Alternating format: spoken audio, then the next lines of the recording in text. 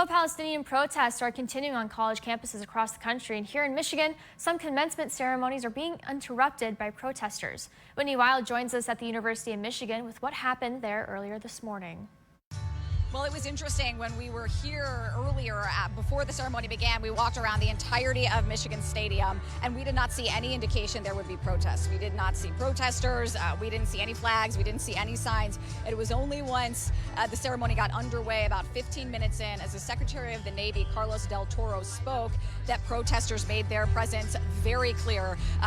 I'll give you just a sense of how close those protesters got to the stage. So to my left here is the stage where a long list of speakers was speaking, and again, this happened during the Secretary of the Navy's speech. And then if you come to look over my shoulder to the right here, it was right in the center of this field, that Michigan field, where a group of protesters, between a dozen and 24 protesters, made a very vocal protest.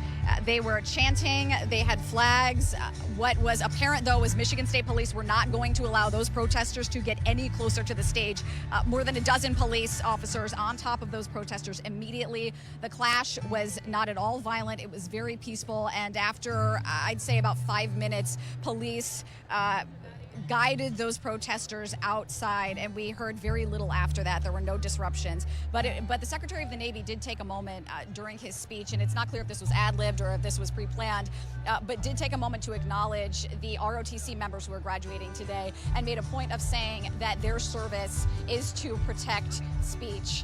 So certainly acknowledging the protest that was going on around him, even though his speech was disrupted. It was a very brief disruption. The rest of the ceremony went off smoothly. We have reached out to the Michigan State Police to find out if any of those students were detained. Whitney Wild, CNN, Ann Arbor, Michigan.